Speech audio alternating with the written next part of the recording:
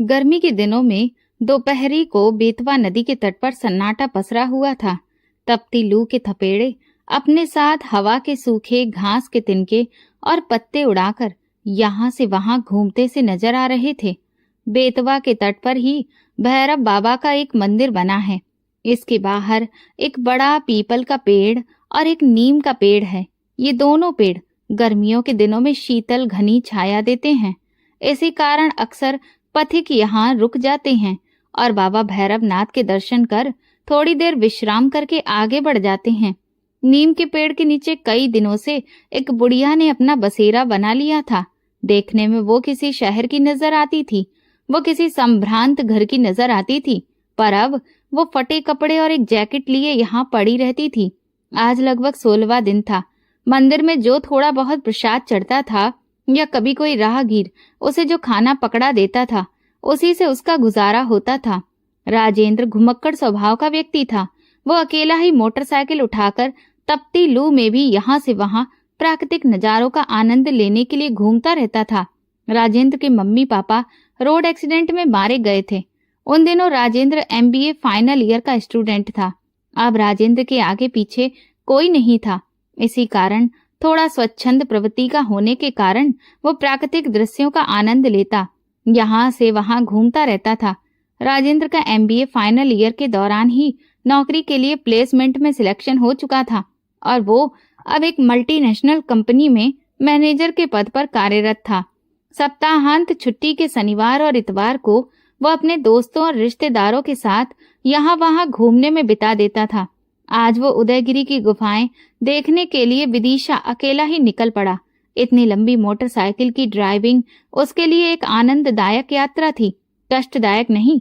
भैरवनाथ के मंदिर पर आकर वो आसपास के दृश्यों को देखने लगा। तभी उसकी नजर नीम के नीचे पेड़ के नीचे बैठी बुढ़िया पर पड़ी। बुढ़िया के चेहरे में उसे एक अजीब सा आकर्षण और स्नेह नजर आया। शायद उसका मन हर बूढ़ी स्त्री में अपनी दादी को ही खोजता था। वो बड़ी स्नेह से उस बुढ़िया को देख रहा था। उसने बुढ़िया से कहा, अम्मा कुछ खाओगी? लो, मेरे पास बिस्किट का पैकेट है, अपना बिस्किट खाते हैं। बुढ़िया ने उसकी ओर देखते हुए अपना हाथ आगे बढ़ा दिया। राजेंद्र ने आधे बिस्किट बुढ़िया के हाथ में रखे और आधा पैकेट अपने हाथ में लेकर बिस्किट खाने लगा। खाते खाते उसने पूछा, अम्मा आप कहाँ रहती हैं और इस पेड़ के नीचे कैसे बैठी हुई हैं? बुढ़िया ने ठंडी सांस लेते हुए कहा, बेटा अब तो ये पेड़ ही मेरा घर है। हाँ, पहले जरूर मैं मथुरा में रहती थी। वहां मेरा अपना एक शानदार बंगला है। मेरे पति के स्वर्गवास के बाद 1 साल तक तो सब ठीक चला, पर धीरे धीरे मैं अपनी बहू की आंख का कांटा बन गई। एक रोज मेरा बेटा मुझसे बोला, अम्मा चलो हम लोग कुछ तीर्थ स्थलों पर दर्शन करने जा रहे हैं। हम लोग ट्रेन से विदिशा में उतरे और मेरा बेटा मुझे इस मंदिर के किनारे बिठाकर ये कहकर चला गया कि अम्मा मैं कुछ जरूरी काम से जा रहा हूँ और 2 घंटे में आ जाऊंगा। आज 16 दिन हो गए मुझे प्रतीक्षा करते करते, पर ना तो बेटा आया और ना ही उसकी कोई खबर। तब मुझे लगा कि उसकी पत्नी मुझे बिल्कुल भी पसंद नहीं करती थी। शायद इसलिए मेरा बेटा मुझे यहाँ भगवान भैरवनाथ की शरण में छोड़कर चला गया। ये कहते हुए बुढ़िया की आंखें डबडबा आईं। राजेंद्र के मन में उसकी स्वर्गवासी दादी और उसकी माँ दोनों एक साथ उतर आई और राजेंद्र की आंखों में आंसू की 2 बूंदें छलक पड़ी। राजेंद्र माता पिता की मृत्यु के बाद घर पर एकदम अकेला हो गया था। उसे माता पिता के बिना घर खाने को दौड़ता था, इसीलिए वो घर में कम ही रहता और अपना दुख दर्द घूमकर कम करने की कोशिश करता रहता। उसने बुढ़िया से पूछा, अम्मा क्या आप मेरे साथ मेरे घर चलोगी? बुढ़िया ने कहा, बेटा जब मेरा अपना खून अपना बेटा जिसे 9 महीने अपनी कोख में रखा, जब वो ही मुझे नहीं रख सका तो तू मुझे अपने घर ले जाकर क्या करेगा? रहने दे बेटा, मुझ पर दया मत कर। मैं यहीं भगवान भैरवनाथ की शरण में अपने जीवन के शेष दिन गुजार लूंगी। राजेंद्र ने कहा, अम्मा मेरे माता पिता रोड एक्सीडेंट में स्वर्गवासी हो गए हैं और अब मेरे घर में मेरे अलावा और कोई नहीं है। आपकी शक्ल और बोलने का ढंग मेरी दादी से बहुत मिलता है। यदि आप मेरे साथ रहेंगी तो मेरे लिए कोई दिक्कत नहीं होगी, उल्टा मुझे एक सहारा ही मिल जाएगा। घर आने पर कम से कम देखने के लिए एक सूरत नजर आएगी। आपसे अगर बन सके तो मेरे लिए आप खाना बना दिया करना और घर देख लिया करना। आपको रहने को घर मिल जाएगा और मेरे लिए मेरी माँ और दादी की एक छाया। अम्मा ने कहा, बेटा ये तुम्हें 2 मिनट का मोह हो रहा है। 1-2 दिन में मैं तुम्हें बोझ लगने लगूंगी और फिर तुम मुझे निकाल दोगे। ना बाबा ना, मैं यहीं भली हूँ, भगवान भैरवनाथ की शरण में। किसी को अपने माँ बाप बोझ लगते हैं और दुनिया में कुछ लोग ऐसे भी हैं जिनके सिर से माँ बाप का साया हट जाता है। मुझे मेरी दादी बहुत प्यार करती थी और मेरे पापा मम्मी भी मेरी दादी को बहुत प्यार करते थे। आज मेरे घर में कोई नहीं है। मुझे मेरी मम्मी और दादी की बहुत याद आती है। मैं आप में अपनी दादी की ही छवि को देखता हूँ। मैं विश्वास दिलाता हूँ कि आप मुझे कभी भी बोझ नहीं लगेंगी। गहरी सांस लेते हुए राजेंद्र बोला। अम्मा का गला अवरुद्ध हो गया और उनकी आंखों में आंसू भर आए। वो कुछ ना बोल सकी। राजेंद्र ने अम्मा का हाथ पकड़ा और कहा, चलो अम्मा, शाम होने को है, अब घर चलते हैं। अम्मा ने अविश्वास से राजेंद्र की तरफ देखा। उसे लगा शायद भैरवनाथ ने ही राजेंद्र के मन में मेरे लिए ये संवेदना डाल दी है। राजेंद्र ने अम्मा को मोटरसाइकिल पर बिठाया और बिना उदयगिरी की गुफाएं देखे हुए ही वापस अपने घर चला आया।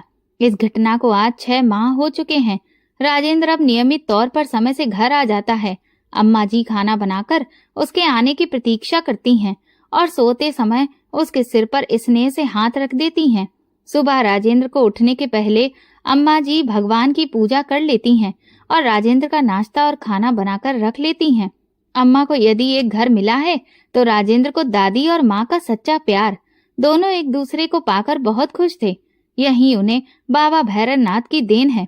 अब राजेंद्र की लाइफ ढंग से सेटल हो गई। राजेंद्र रात को काफी देर से सोया था। अब उसके ऑफिस जाने का समय हो गया था, पर अभी उसकी नींद पूरी नहीं हुई थी। अचानक राजेंद्र ने अपने माथे पर ठंडी उंगलियों का स्पर्श अनुभव किया। उसे लगा जैसे उसकी माँ आकर उसे दुलार कर जगा रही है। दोबारा ठंडी उंगलियों का स्पर्श जब उसके चेहरे पर उसने महसूस किया तो उसने आंखें खोल दी। उसने देखा बुढ़िया अम्मा पूजा करके आने के बाद अपने गीले और फूलों की खुशबू भरे हाथों से उसके माथे और बालों को सहला रही थी। राजेंद्र ने अम्मा का हाथ अपने हाथों में थाम लिया और उसे होठों से छूकर फिर से माथे से लगा लिया।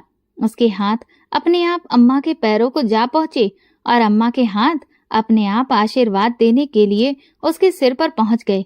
आंखें बंद कर और बुदबुदाकर अम्मा ने भगवान से कुछ प्रार्थना की। अम्मा बोली, बेटा उठो, ऑफिस जाने का समय हो गया।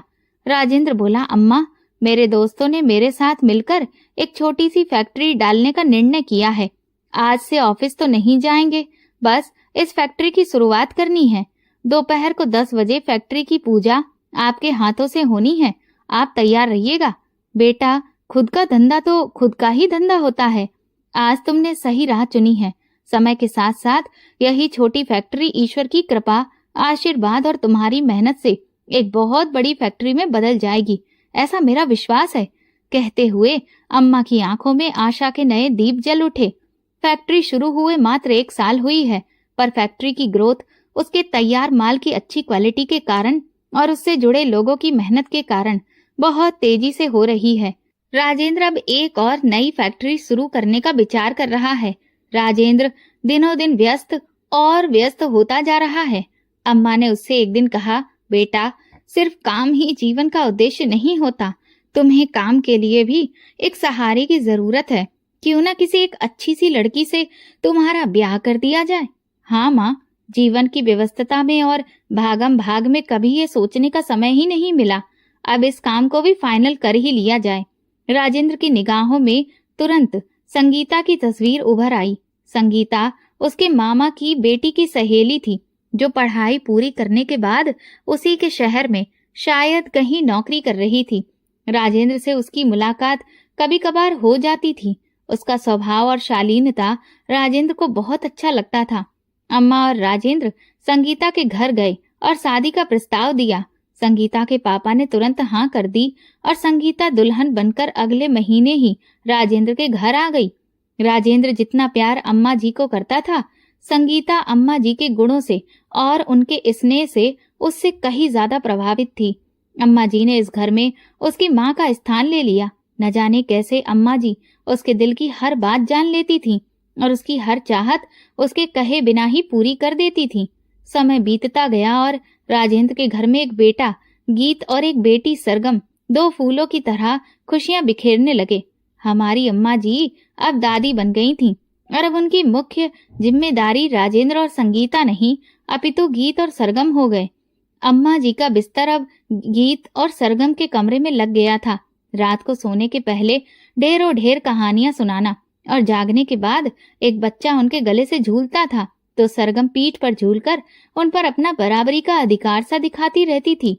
बच्चों का दोपहर का खाना बिना दादी माँ के हो ये संभव ही नहीं था। यदि बच्चे मम्मी पापा के साथ बाजार जाते तो वो जिद करके दादी माँ को अवश्य अपने साथ ले जाते।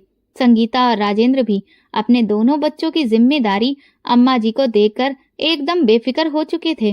राजेंद्र अब एक बहुत बड़े उद्योगपति हो चुके थे। उन्हें संगीता के रूप में एक बहुत अच्छा बिजनेस पार्टनर और जीवन साथी मिला था। इसी वजह से उनका उद्योग साम्राज्य अब नई नई ऊंचाइयों को छू रहा था। उनके उद्योग के ब्रांच ऑफिस अब देश के लगभग सभी प्रमुख नगरों में स्थापित हो चुके थे, जिनमें अनेकों अनेक कर्मचारी काम करते थे।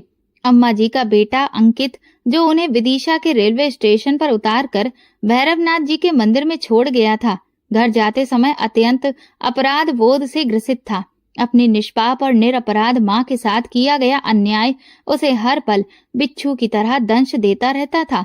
अपने गृह कलेश से दुखी होकर और अपनी पत्नी के साथ सुख से जीने की चाह में उसने माँ को छोड़ तो दिया था, पर उसका अंतर हाहाकार करता रह जाता, जिसे वो किसी से साझा भी नहीं कर पाता था। अब घर में उसकी पत्नी का एक छत्र राज्य था। घर के खर्चे और दुकान से फिजूल खर्ची के लिए पैसे निकालना अब उसी की इच्छा अनुसार होने लगा था। अनाप शनाप तरीके से बिजनेस मनी को निकालकर अनियंत्र उपयोग करने के कारण धीरे धीरे उसका जमा जमाया व्यवसाय, जो पिता के द्वारा खड़ा किया गया था, मंदा पड़ने लगा और घाटे में जाने के कारण अंततः एक दिन उसने दुकान बंद कर दी। अंकित की दुकान बंद करने के बाद के कुछ दिन बड़ी कठिनाई में गुजरे। अब अंकित को और उनकी पत्नी को दाल आटे का भाव पता चलने लगा और अब फिजूल खर्ची का तो कोई सवाल ही नहीं था। उसके किसी दोस्त ने, जो कि एक बड़ी कंपनी में काम करता था, अपनी सिफारिश पर उसकी नौकरी अपनी कंपनी में लगवा दी और इस तरह से अंकित की गाड़ी फिर से चल निकली। अब तक अंकित के भी 2 बच्चे हो चुके थे। एक बार ठोकर खाने के बाद अंकित अब कंपनी में भी बहुत मन लगाकर काम का साथ काम करता था। बुद्धिमान तो वो था ही, मन लगाकर काम करने के कारण फैक्ट्री में उसे उचित सम्मान मिलने लगा। अब वो अपनी फैक्ट्री का एक महत्वपूर्ण कर्मचारी हो गया। अंकित की कंपनी में स्थापना की सालगिरह का वार्षिकोत्सव था। सभी एम्प्लॉयज की परफॉर्मेंस के आधार पर पुरस्कार वितरण होना था। अंकित मेहनती तो था ही, योग्य भी था। उसे भी योग्यता के लिए पुरस्कार मिलना था। ये पुरस्कार उनकी कंपनी के मालिक के द्वारा दिया जाना था। नियत तिथि को पुरस्कार वितरण समारोह शुरू हुआ। ये पहली बार था जब मथुरा के एम्प्लॉय अपने मालिक, अपनी कंपनी के मैनेजिंग डायरेक्टर से रूबरू हो रहे थे। आज उनकी फैक्ट्री में और उनकी कंपनी में विशेष दिन था। मैनेजिंग डायरेक्टर अपनी माँ और बच्चों के साथ प्रोग्राम में शिरकत करने के लिए आ रहे थे।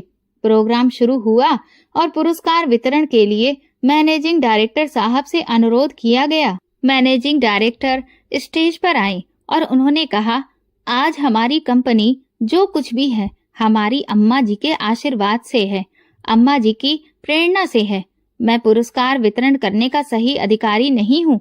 मैं अम्मा जी से अनुरोध करता हूँ कि कृपया वो आएं और अपने हाथों से हमारे सभी प्रतिभागियों को पुरस्कार वितरण करें। अम्मा जी स्टेज पर आईं। उनकी स्मृतियों में ये शहर फिर से जीवंत हो उठा। इसी मथुरा शहर में तो वो ब्याह कर आई थीं। यहीं उनका बेटा था और यहीं उनकी हवेली भी। यहाँ की गली गली और द्वारिकाधीश कृष्ण जन्मभूमि, भूतेश्वर और ना जाने कितने मंदिर, जहाँ वो दर्शन करने अपने परिवार के साथ जाती थीं, उनकी आंखों के सामने जीवंत हो उठे। अम्मा जी की आंखों से अश्रुधारा बह निकली। वे अपनी आंखें पोंछते हुए स्टेज पर आईं। अनाउंसर प्रतिभागियों के नाम बोलते गए और अम्मा जी उन्हें एक एक कर पुरस्कार देती गईं। तभी अनाउंसर ने एक और नाम पुकारा, अंकित जायसवाल। अम्मा जी के चेहरे पर ये नाम सुनकर न जाने कितने भाव आए गए। सामने आने वाला व्यक्ति कुछ पहचाना सा लग रहा था, परिचित सा लग रहा था। अम्मा जी ने ध्यान से देखा, सचमुच में उनका ही तो बेटा था अंकित, अंकित जायसवाल, जो उन्हें तीर्थ यात्रा का झांसा देकर विदिशा के भैरवनाथ मंदिर में बड़ी बेदर्दी से छोड़ गया था। एक बार भी उसे अपनी माँ का ख्याल नहीं आया था। शायद तड़प तड़प कर मर गई होती मैं, यदि मेरा बेटा राजेंद्र मुझे ना ले आता।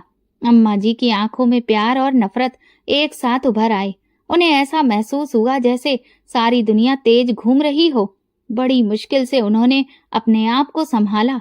अम्मा जी ने अपरिचित की तरह अंकित को पुरस्कार थमा दिया और अपना मुंह दूसरी तरफ कर लिया। अंकित ने ध्यान से देखा, पुरस्कार देने वाली महिला कोई और नहीं, उसकी अपनी माँ थी। देखते ही उसके होश उड़ गए, पसीने छूट गए थे उसके। वो माँ के पैरों में गिर पड़ा। उसे विश्वास ही नहीं होता था कि इतने बड़े साम्राज्य की अधिशास्त्री उसकी माँ ही है। अंकित ने हाथ जोड़कर माँ से माफी मांगी और कहा कि माँ चलो, घर चलना है। माँ ने कहा, कैसी माँ, कैसा घर? मेरा तो बेटा उसी दिन मर चुका जिस दिन मुझे बेतवा नदी के किनारे छोड़कर आया था। आज के बाद ना मैं तुम्हारी माँ और ना ही तुम मेरे बेटे हो, कहकर अम्मा जी पुरस्कार वितरण बीच में ही छोड़कर अपनी सीट पर जा बैठी। अंकित माफी मांगता रहा, लेकिन उसकी तरफ अम्मा ने देखा तक नहीं और कुछ समय पश्चात मुंह मोड़कर वापस राजेंद्र के साथ चली गई। अंकित जायसवाल शुरू से ही अपनी माँ का बड़ा लाडला था, पर था वो एक कमजोर मानसिकता का व्यक्ति। जब उसकी शादी जया से हुई तो शुरू में तो सब ठीक ठाक चला, पर जया को भी एहसास हो चुका था कि अंकित एक कमजोर व्यक्तित्व का व्यक्ति है और इस पर अपना पूरा नियंत्रण किया जा सकता है। अंकित के पिता की मौत के बाद घर और दुकान की सारी जिम्मेदारी अंकित के ही पास आ गई। अंकित वैसे तो बुद्धिमान व्यक्ति था, पर वो अपनी पत्नी जया का कहना कभी नहीं टाल पाता था। वो उसकी सभी सही और गलत मांगे हमेशा पूरी करता रहता था। अंकित के पिता सेठ रोशन लाल मथुरा की एक जानी मानी हस्ती थे। उनकी किराने की और ड्राई फ्रूट्स की एक बहुत बड़ी दुकान थी। रोशन लाल मितव्ययी व्यक्ति थे और पैसे को संभाल कर खर्च करना जानते थे। वे पैसे की कदर करते थे और पैसा उनकी। इसी कारण घर में बहुत सुख समृद्धि थी, जो उनकी मृत्यु के बाद भी कायम थी। जया का भाई जितेंद्र भी अपने पिता का बिजनेस संभाले हुए था, पर उसके कपड़े के व्यवसाय में बहुत घाटा हो गया था। अपनी दुकान संभालने के लिए उसे बहुत सारे पैसे की सख्त जरूरत थी और पैसा मिलने का एक ही साधन था, वही सबसे सरल साधन भी था, वो था जया। अपनी बहन का घर वो जया के पास पैसे मांगने आया। इतने सारे पैसे का इंतजाम जया अंकित की मदद लिए बिना नहीं कर सकती थी। जब उसने अंकित से 5 लाख रुपए अपने भाई जितेंद्र को देने की बात कही तो अंकित सोच विचार में पड़ गया। शाम को अंकित ने ये सारा घटनाक्रम अपनी माँ को सुनाया। माँ बहुत समझदार थी। उन्होंने कहा, बेटा अभी तुम्हारे खुद का व्यवसाय उतना अच्छा नहीं चल रहा है जितना तुम्हारे पापा के समय में चला करता था। इस समय इतना सारा पैसा व्यवसाय से निकालना व्यवसाय को हमेशा हमेशा के लिए खत्म कर देगा। यदि 10-50 हजार की बात है तो तुम अपने साले को तुरंत पैसे दे सकते हो, पर इतना रुपया व्यवसाय से निकाल कर देने की मैं तुम्हें कभी भी आज्ञा नहीं दूंगी। जीवन में पहली बार अंकित ने माँ का हवाला देते हुए बड़े साहस से जया को 5 लाख रुपए देने से मना कर दिया और उसका भाई मुंह लटकाकर वापस चला गया। बस उसी दिन से जया अपनी सास राज दुलारी की जानी दुश्मन बन गई और हर छोटी छोटी बात पर उसने उसे असहाय विधवा को टोचना कचोटना शुरू कर दिया। और तो और वो उसके खाने में भी कभी नमक ज्यादा डाल देती और कभी उसकी सब्जी की कटोरी में ढेर ढेर मिर्ची डाल देती। जब वो पूजा के लिए और भजन के लिए बैठती तो जया जोर जोर से अपने फिल्मी गाने म्यूजिक सिस्टम पर बजाने लगती। उनकी छोटी सी गलती पर वो उनसे ऐसा व्यवहार करती जैसे कोई नौकरों से भी नहीं कर सकता था। जया को हर पल यही एहसास होता कि ये राज दुलारी ही है जिसके कारण उसके भाई का व्यवसाय ठीक से नहीं जम पाया। जब इस बुढ़िया ने मेरे भाई का ही भला नहीं होने दिया तो ये तो अब मेरी आंख का कांटा बन गई है, जिसे किसी न किसी तरह से निकाल फेंकना होगा। यही विचार उसके मन में राज दुलारी के प्रति जहर घोलता रहता था। राज दुलारी हमेशा खामोश रहती थी। वो अपनी बहू के व्यवहार से बहुत परेशान आ गई थी। बहू का घटिया व्यवहार और कटु वचन से उनका दिल छलनी छलनी हो जाता था। वो अपने बेटे और बहू को बद्दुआ भी नहीं दे सकती थी। वो कुछ भी नहीं कर सकती थी। बस अकेले गिरधर गोपाल जी की मूर्ति के सामने खड़े होकर और हाथ जोड़कर अपनी मौन अश्रु धारा से ही अपनी सारी शिकायत और व्यथा उन्हें सुनाती रहती थी। अंकित चाहकर भी अपनी माँ का पक्ष नहीं ले पाता था। अब अपनी सास की एक एक बात में जया 100 नमक मिर्च लगाकर अपने पति को दुकान से लौटने पर सुनाती रहती थी, और अंकित भी अपनी उस माँ को, जिसे वो जान से भी ज्यादा प्यार करता था, बहुत जली कटी बात सुना देता था और तरह तरह से अपमानित करता था। वो सोचता था कि शायद ऐसा करने से जया का गुस्सा कुछ कम हो जाए और घर में शांति बनी रहे। एक दिन जब राजदुलारी गैस पर कढ़ाई में सब्जी बना रही थी तो उन्हें चक्कर आने लगा। अनजाने में ही गैस पर बन रही उबलती सब्जी उनकी कलछी से छिटक कर वहीं पास में ही खड़ी जया के पेट पर आकर गिर गई। जया ने घर में महाभारत मचा दिया और बेचारी राजदुलारी अपनी अनजाने में हुई गलती पर क्षमा मांगती ही रह गई। वो गलती जो उनसे अनजाने में हो गई थी, जया की निगाह में क्षमा के योग्य थी ही नहीं। शाम को जब अंकित दुकान से घर आया तो जया ने बताया कि उसकी माँ अब उसकी जान की दुश्मन हो गई है और आज उन्होंने उबलती सब्जी उसके ऊपर फेंक कर मारी। उनको वो कल को उसे जहर देकर भी मार सकती है। अब इस घर में या तो मैं रहूंगी या फिर आपकी माँ। ये कहकर कैकई की तरह अपने पति का हाथ झटक कर जया अपने कमरे में बंद होकर बैठ गई। अंततः कमजोर मानसिकता वाले अंकित के सामने एक ही रास्ता बचकर रह गया था। वो था अपनी माँ का परित्याग।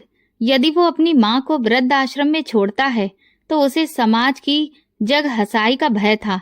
इसलिए उसने तीर्थ यात्रा जाने की बात अपनी माँ से की और माँ को विदिशा स्टेशन के पास बाबा भैरवनाथ के मंदिर में छोड़कर चला गया। माँ को इस तरह असहाय छोड़कर आने के बाद अंकित एकदम बेसहारा हो गया और उसका मन उसे हर पल इस अपराध के लिए कचोटता रहता। अब जया पैसे खर्च करने के लिए पूरे तरीके से स्वतंत्र थी। उसने अंकित पर दबाव बनाकर छल से और प्यार से 5 लाख रुपए की पूंजी व्यवसाय से निकालकर अपने भाई जितेंद्र को दिलवा दी। उन दिनों इतनी पूंजी किसी व्यवसाय के लिए एक बहुत बड़ी पूंजी हुआ करती थी। इतनी पूंजी निकलने के बाद अंकित के व्यवसाय की गति धीमी और धीमी होती चली गई और धीरे धीरे अंकित को घाटा उठाने के कारण अपनी दुकान बंद करनी पड़ी। घर में 2-2 बच्चों का बोझ और नाकारा पत्नी, अंकित का जीना दुश्वार हो गया। गरीबी के उन दिनों में उसके किसी परिचित ने उसे एक फैक्ट्री में काम दिलाया और इसी फैक्ट्री में जब उसे अपनी माँ के हाथ से पुरस्कार मिला तो वो बहुत चकरा गया। माँ के द्वारा उसकी घोर उपेक्षा उसे अपनी अक्षम्य करनी का एहसास दिला गई और वो घाव जो उसने माँ को त्रास देकर अपने मन में बनाया था, अब इस चोट से नासूर बन गया। वो अपने दुख को ना तो अपनी पत्नी से साझा कर सकता था और ना ही दोस्तों से, क्योंकि कोई भी दोस्त ऐसे किसी दुष्ट पुत्र को इतनी गंदी हरकत करने पर पसंद नहीं कर सकता। वो इतवार का दिन था, उसके ऑफिस की छुट्टी थी। अंकित अपनी पत्नी के साथ स्कूटर से राधा गोपाल जी की पहाड़ी स्थित मंदिर पर दर्शन के लिए गया। जैसे ही वो भगवान की मूर्ति के सामने हाथ जोड़कर और आंखें बंद कर प्रार्थना करने लगा तो उसे ऐसा लगा जैसे भगवान भी कुटिल दृष्टि से उसके द्वारा किए गए भयानक पाप के लिए हंस रहे हों। घबराकर उसने आंखें खोल ली। मंदिर से घर की ओर स्कूटर से लौट रहे अंकित की मानसिक स्थिति अपराध बोध से और अपने खुद के द्वारा किए गए अपनी मां को असहाय छोड़ने के कुकर्म से इतनी व्यथित हो गई कि उसे सामने से आता हुआ ट्रक भी दिखाई नहीं दिया। तेज धड़ाके के साथ स्कूटर ट्रक से टकराया और जया और अंकित दूर तक ट्रक में उलझे स्कूटर के साथ घिसटते चले गए। अंत में ट्रक का पहिया अंकित के सिर के ऊपर से होता हुआ गुजर गया और उसके सिर का कचूमर निकल गया तथा जया का एक हाथ और एक पैर पहिए के नीचे दबकर हमेशा के लिए शरीर से अलग हो गए। जब होश आया तो जया दहाड़े मार मार कर रोने लगी। घर पर दोनों बच्चों की देख रेख के लिए अब कोई भी नहीं था। जया के मायके से उसका भाई जितेंद्र आया तो सही, पर उसे लगा कि ऐसी स्थिति में अभी हाल ही में उसे उधारी के लिए हुए पैसे वापस करने होंगे। ये सोचकर वो ये एक दिन अपनी बहन के पास रहकर और बहाना बनाकर घर वापस लौट गया। अंकित के दोस्त भूषण ने, जो उसके साथ फैक्ट्री में काम करता था, सारे घटनाक्रम की जानकारी मैनेजर को दी। मैनेजर ने फोन से पूरी जानकारी अपने मालिक और डायरेक्टर राजेंद्र को दे दी। जब राजेंद्र फोन पर मैनेजर से बात कर रहा था तो राजदुलारी वहीं टेबल पर बैठकर उसके साथ नाश्ता कर रही थी। अंकित जायसवाल का नाम सुनकर उनके कान खड़े हो गए और उन्होंने राजेंद्र से पूछा, क्या हुआ बेटा? राजेंद्र ने कहा, कोई अंकित जायसवाल नाम का व्यक्ति जो उसकी फैक्ट्री में काम करता था और जो आपसे पुरस्कार भी ले चुका था, आज अचानक एक्सीडेंट में मर गया है। अम्मा के हाथ से मुंह में जाता हुआ कौर छूटकर नीचे गिर गया और उनकी आंखों से अपने बेटे की मौत का सुनकर अश्रुधारा बह निकली। कुछ क्षण मौन रहकर उन्होंने राजेंद्र को बताया कि अंकित उनका वही इकलौता बेटा था जो उन्हें विदिशा के मंदिर में छोड़कर चला गया था। राजेंद्र के मुंह पर अंकित के लिए घृणा के भाव उभर आए। वो बोला, जैसी करनी वैसी भरनी। जो अपनी माँ का ही नहीं हो सका था, उसके लिए यही सजा भगवान के उपयुक्त समझी। माँ कुछ देर तक खामोश रही, फिर अचानक ही उनके चेहरे पर दृढ़ निश्चय उभर आया। राजदुलारी ने कहा, बेटा, मुझे कुछ दिनों तक के लिए वापस मथुरा जाना है। अंकित का अंतिम संस्कार भी करना है और अनाथ हुए बच्चों को भी देखना है। मैं जब समय मिलेगा तो दोबारा तुम्हारे पास आ जाऊंगी। मेरे जाने का इंतजाम कर दो। इतना सुनकर राजेंद्र की पत्नी रुपयों से भरा हुआ एक छोटा सा बैग लेकर आई और अम्मा के हाथ में देते हुए बोली, माँ, ये थोड़े से पैसे हैं, रख लीजिए, आपको वहाँ काम आएंगे। आंखों में आंसू भरे अम्मा ने स्नेह से बहू के सर पर हाथ फेरते हुए कहा, बेटी, मैं अभी ये पैसे तुमसे नहीं ले सकती। तुम्हारा प्यार और स्नेह ये मेरे लिए सबसे बड़ी पूंजी है। तुम लोगों ने मुझ बेसहारा को आश्रय दिया, यही बहुत है। मैं तुम पर और बोझ नहीं बनूंगी। राजेंद्र ने पैसों से भरा हुआ वो बैग माँ के सामान में जबरदस्ती रख दिया और कहा, कोई माँ अपने बेटों पर कैसे बोझ हो सकती है? यदि आप ये पैसे लेकर नहीं जाएंगी तो मुझे लगेगा कि शायद मुझसे कोई बड़ा अपराध हो गया है, जिसका दंड आप मुझे दे रही हैं। चुपचाप पैसे रख लो माँ, नहीं तो मैं रो पड़ूंगा। अम्मा की आंखों में आंसू भरे हुए अपना सामान लेकर कार में बैठ गईं और कार उसे लेकर अपने घर मथुरा की ओर चल पड़ी। अम्मा जी की गाड़ी ग्वालियर पार कर चुकी थी। मथुरा अभी भी 4 घंटे का रास्ता था। अम्मा के दिमाग में बार बार अपने बेटे अंकित के बचपन के शैतानी से भरे दिन याद आते जा रहे थे। उसकी नादानी की हर एक याद तस्वीर बन उनकी आंखों में उभर रही थी। उसकी हर याद थोड़ी देर के लिए माँ की आंखों में मुस्कान लाती और अगले ही पल गंगा जमुना की धाराएं आंखों से बहने लगती। जब वो घर पहुंची तो अपने घर के दरवाजे को देखकर उनकी आंखें डबडबा आईं। उन्हें ऐसा लगा जैसे उनके पति सेठ रोशन लाल दरवाजा खोलकर खड़े हो जाएंगे या फिर उनका बेटा अंकित माँ माँ पुकारते हुए चला आएगा। लेकिन घर के अंदर फैले सन्नाटे ने उनका दिल तोड़कर रख दिया। उनका हृदय जैसे टूटकर बिखर पड़ा और फिर उनकी आंखों से अविरल अश्रुधारा बह निकली। घर का दरवाजा खटखटाने पर अंदर से उसकी पड़ोसन जानकी बाहर निकली और उसके साथ ही 2 नन्हे बच्चे मोहन और जयश्री भी बाहर निकले।